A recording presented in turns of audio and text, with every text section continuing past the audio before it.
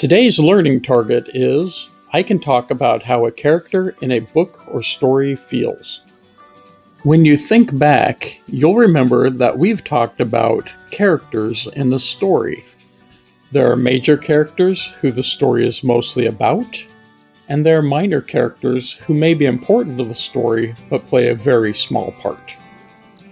We also know that a character could be an animal, a person, or something else that acts like a person. But no matter the type of character, it is important for us to think about their feelings. You know, feelings, emotions, how you react to events in your life. What are some feelings that you've had today? Go ahead, say them out loud. You might have said grumpy or tired or excited or one of a million other emotions that we could feel. Okay, let's play a quick game. I'll say a feeling and you show it to me on your face. Are you ready? Here we go. Here's the first one, happy. Show me what happy would look like on your face.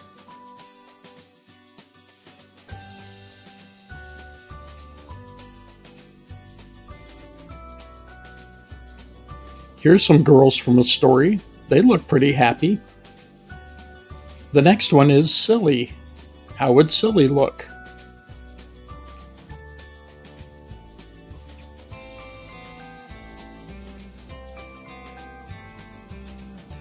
Here's a character from a story looking silly.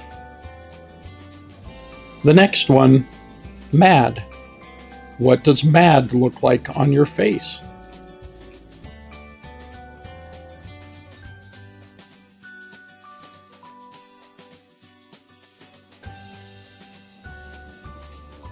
This dog looks pretty mad to me.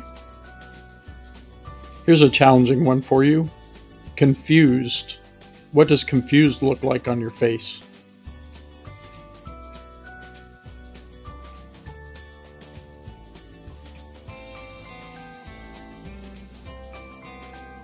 This story character looks confused.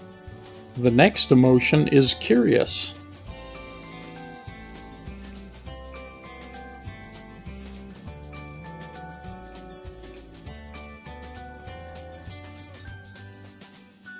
Here's a curious little baby.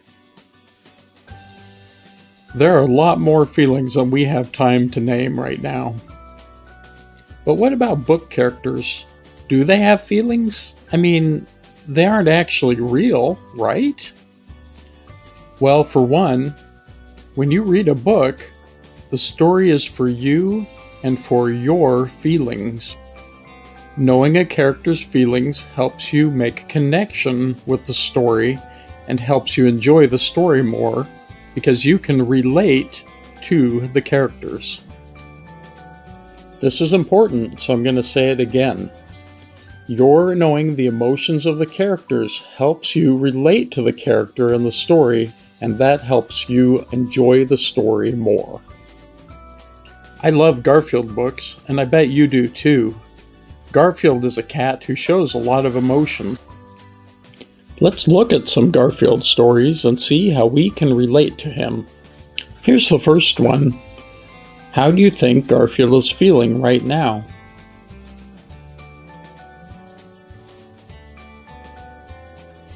You might have used words like content or happy or relaxed.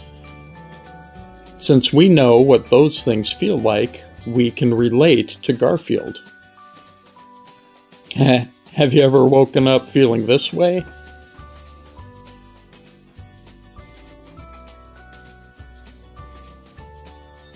Words you could have used to describe him are grumpy, upset, tired.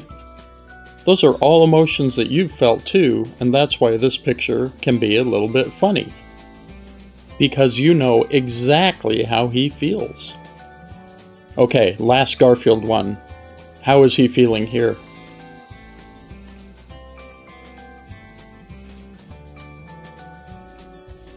Did you use the word angry or upset? An adult word for this might be obstinate. And look at John. He's not looking too happy himself. The thing that makes this picture funny is because you can relate to these emotions. But there's another important reason to know a character's feelings, and that is, it helps you know why a character is acting the way that they are, and helps you predict what might happen next in the story.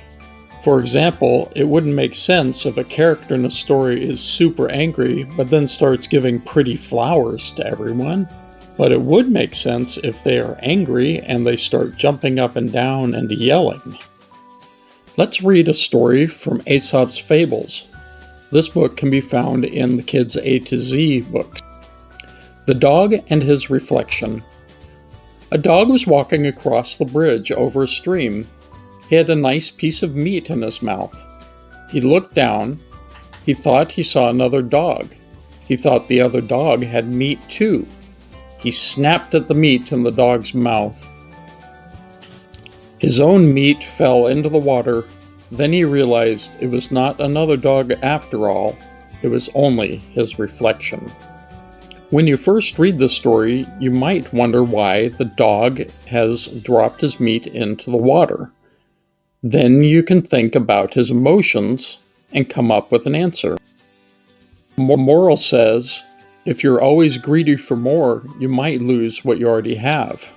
So it sounds like the dog is feeling greedy. And when he's feeling greedy, he loses his meal. His emotion was being greedy. Okay, let's try one more. This one's called The City Mouse and the Country Mouse.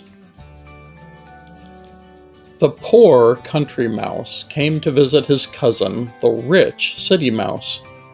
There were many things to do in the city. The country mouse had never seen so many other mice. The city mouse warned the country mouse that there was a cat in the house. The country mouse was scared. He decided he would rather live in the poor, quiet country than live in fear every day. With that, the country mouse happily left for his humble home. The moral: it is better to live simply in safety than to live in luxury and fear. Well, what do you think? How did the country mouse feel? If you said that he felt afraid, then you are correct. It was because he felt afraid that he left and went back to his home. Have you ever felt afraid and just wanted to be back at your home? If so, then you can relate with this character. Our learning target today was, I can talk about how a character in a book or story feels. I wonder if now you are able to do that. Let's get some practice, and have a good day.